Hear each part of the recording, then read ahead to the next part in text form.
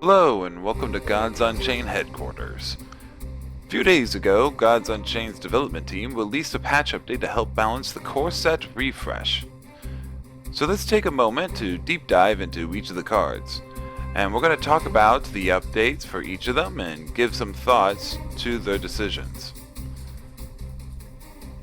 So as mentioned, the core set refresh did go live last week, and the previous weekend was the first real test for the update into the game.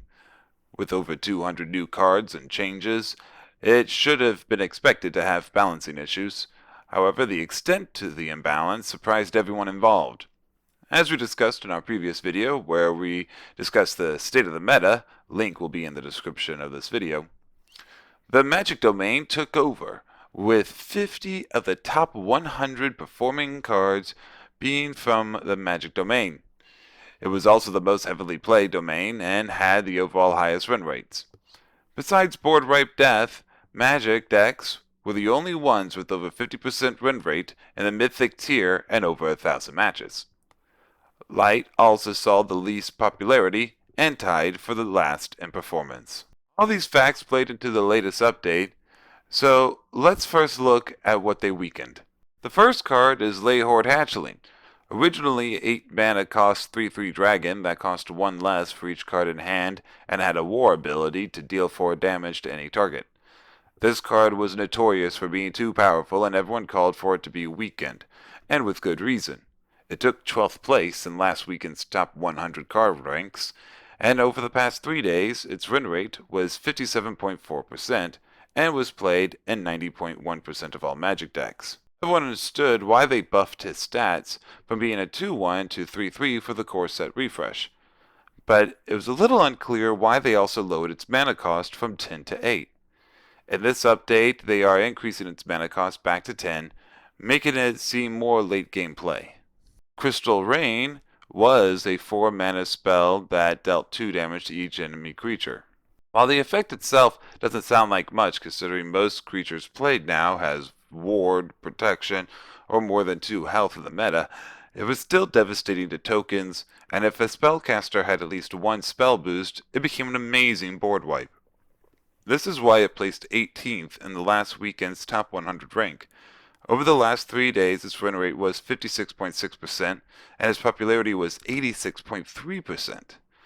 So to fix this, they're increasing its mana back to 5, essentially undoing all changes from the core set refresh. Warm Breath is a 4 mana cost spell that used to deal 6 damage to any target.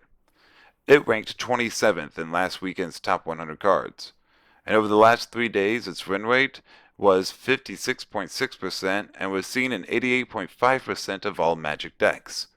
By increasing its damage output to 6 for the core set refresh, it allowed to kill many popular cards that cost 5 or more mana, such as Guild Enforcer. These are creatures that were usually large barriers to the Magic domain and brought balance to the meta. The only way for Magic to get in with such creatures was to transform them.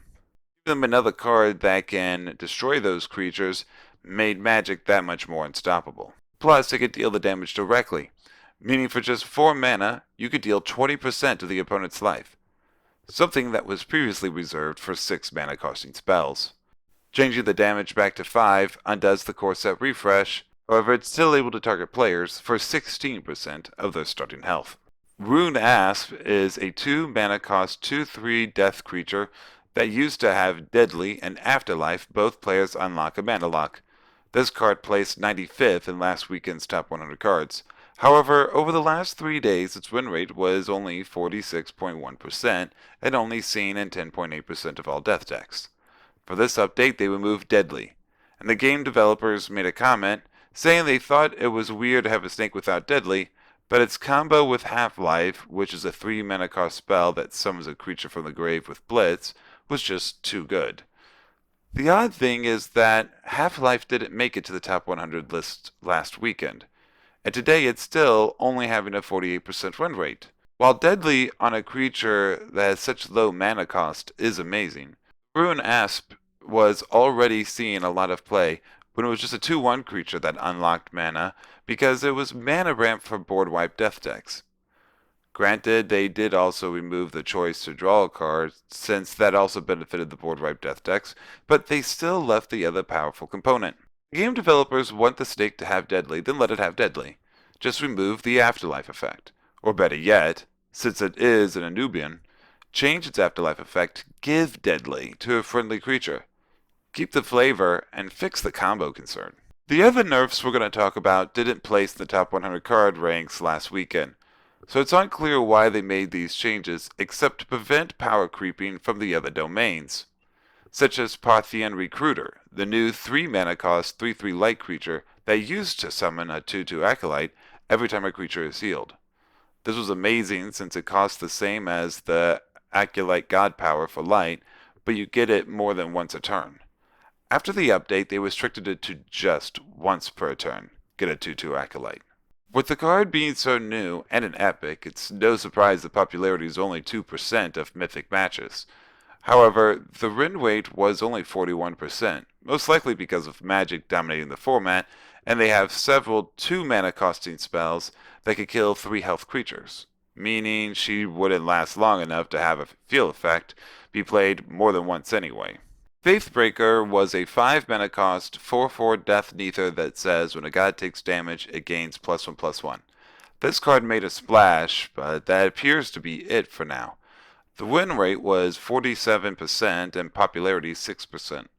It makes sense that they nerfed him so that now he's only a 1/4 creature, because what would happen is on turn 5, they would play him, pop a gem, use the death power to deal 1 damage to each god, and make him into a 6/6. And if he survives, then next turn for 1 mana, he'll become an 8/8, at least, and then attack.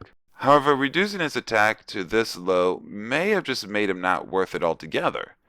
Fickle Cambion is a similar death creature that is a 3/3 and gains +1/+1 each time you take damage, meaning she gains stats half the speed of Faithbreaker, but can be played 2 turns earlier. Her win rate is only 44%, but is seen in 47% of all death decks, making her much more popular. Hound is a 3 mana cost 3/4 wild nature creature that has confused, and when it attacks, refresh 3 mana. Well, now we'll only refresh 1 mana. It's a very powerful card if it can get an attack in, so this was probably a good change, although it feels weird considering Nature's performance lately. Nature has always been the top 2 most popular domains, but it hasn't been in the top 2 win rates for a long time.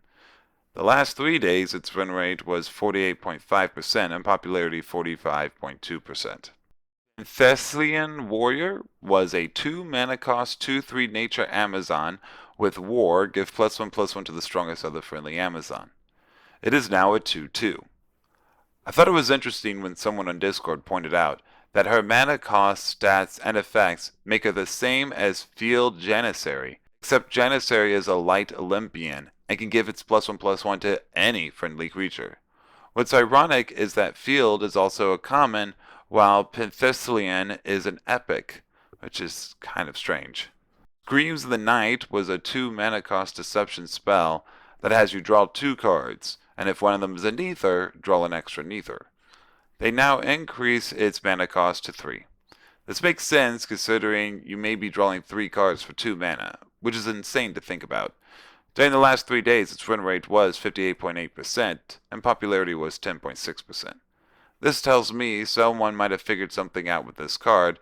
However, keep in mind that during the week, some cards outside of the meta typically go up in win rates, as the bigger players typically will save the playtime for the weekend's ranked events. So while this change was good, it may have been unnecessary, since Deception during the weekend rank always places near the bottom, just above the light domain. Juanilian Sparrow was a 1 mana 2/2 Deception guild creature with Ward and Hidden for 1 turn. A combo of Ward and Hidden with 2 health makes it practically unkillable for at least 1 turn, unless the opponent wants to spend over 4 mana to get rid of this 1 mana cost creature. However, they weakened her health to just 1 health, making her susceptible to tokens and other cheap cards. Her win rate was only 50.9% and played in 19.4% of all Deception decks. Not sure what the logic was in giving Deception a good creature to stand up against the meta just to then weaken it, but nonetheless, it is still a good card and should still see some play. The last nerf is Sound of Drums. It used to be a 3 mana cost war spell that gives +2 strength to your Vikings. Now it costs 4 mana. Again, not sure for the change. The win rate was only 50.4% and in 2.1% of all war decks. I don't have much to say on this card since it isn't that popular. It doesn't do that well and it only helps Vikings. But now let's talk about the buffs. In the update, the GU team mentioned wanting to help the light domain since it has a running record of bad performance. Since Shieldbreaker is now a light domain only, they increased his stats back to the way it was a very long time ago. He's now a 1-1 that gives another creature +1/+1. He did place 69th in last weekend's top 100, and over the last 3 days had a win rate of 51.6% and a popularity of 21.5%. This may not bring light back to meta level, but a good change for the card. Vexing Vicar was a 1 mana cost 0/1 light mystic with frontline protected and ward. This made him just a crappy wall. Now he's a 1/1, giving him value baked into his starting stats. Its win rate was 53.4% and seen in 4.8% of light decks. So this is a very welcome change for the light domain. Aging Veteran used to cost 2 mana, but now it's just a 1 mana 0/3 light Olympian that gains +1 strength at the end of turn if it has 3 or more health. Its win rate was awful and little popularity in Mythic, but making it a 1 mana cost can make a big difference in playability, especially since Light's theme is playing other cards immediately to boost creatures. It needs all the good 1 mana drop creatures it can get. The following changes are a mix of nerf and buff or just miscellaneous without any real effect, such as City Planner. If you're familiar with City Planner, he now summons, quote, city walls instead of ramparts. They did this so if more changes are made to ramparts, it won't impact City Planner. He ranked 54th in the last weekend's top 100 and still has a 53.1% win rate with a 6.6% popularity. Prayer of the Desperate is a light spell. It had its mana cost increased by 1, but now gives +2/+2 to each of your creatures instead of just those with 2 or less strength. Light needs more buffs that don't discriminate based on creature strength. It's a clunky theme that is the reason for Light's inability to compete in the meta. Regardless, before the change, it still had a 54.6% win rate and was seen in 17.8% Light decks. While boosting your creatures indiscriminately is great, it now costs 5 mana, making it much more expensive. You would think they would have just buffed this card to give further help to the light domain when late game, but that's not what they're going for here. Let me caveat by saying this is all my opinion and take it as such. In summary, Magic got nerfed, but what about Rune Moth, Oni Spellsword, Blizzard Bolt? These 3 core cards were in the top 15 during last weekend's top 100. Why were they skipped? Magic also had dozens of other cards from Core and Divine Order making it a top 100, yet none of those were addressed. And while it was nice to see Light getting some support, what about Deception? Why continue to nerf its cards when it was already losing every other game? Don't get me wrong, these changes are great, and I'm happy to see the GU development team responding so quickly to implement these updates. There are serious concerns among the community that these imbalances would continue on for at least several more months. But with that said, it must be asked, what is the GU development doing to quality control the card releases? Keep in mind they attempted the Sleep 2.0, which they decided not to roll out, Armor 2.0, which also failed. Divine Order balances get made with either no effect or they immediately nerf it, such as what they did with Sage of Renewal, and now this. It might help if they performed longer PTR sessions or gathered more direct feedback before release. At the very least, include more comments in your patch notes. Seriously, there were only 2 comments in the blog post. It was about City Planner and why they changed to city walls, and Rune ASp and how they thought it was weird to see a snake without death touch. I mean, deadly.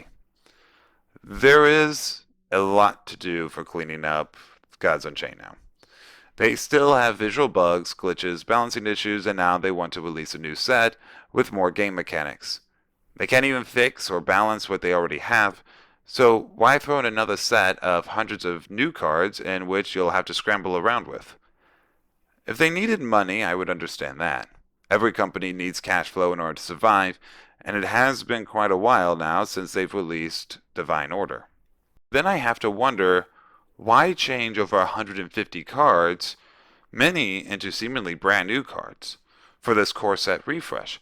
Why not instead leave the old cards the way they were, then take your new effects and make them into a brand new set? Considering they made over $6 million from the Divine Order set so far, you have to keep in mind then that they just cost themselves millions in opportunity costs. I do understand wanting to release new core cards to dilute the cards you can get further and give renewed interest in the free booster packs. But that's what the 70 cards were for. So again, these were just my thoughts on what they've done, and I continue to hope that they'll make more important changes soon in order to continue to balance out the meta. Of course, this upcoming weekend will be the first weekend with this new update, and so we'll see what effects it has on the meta, and release another video next week with the statistics on the top 100 cards. And that's all we have today for the CSR balance update. Thank you for joining. If you liked this video, please make sure to comment below with your thoughts on the balance, and like, subscribe, and share this video with your friends. Thank you all, and see you all in the next update.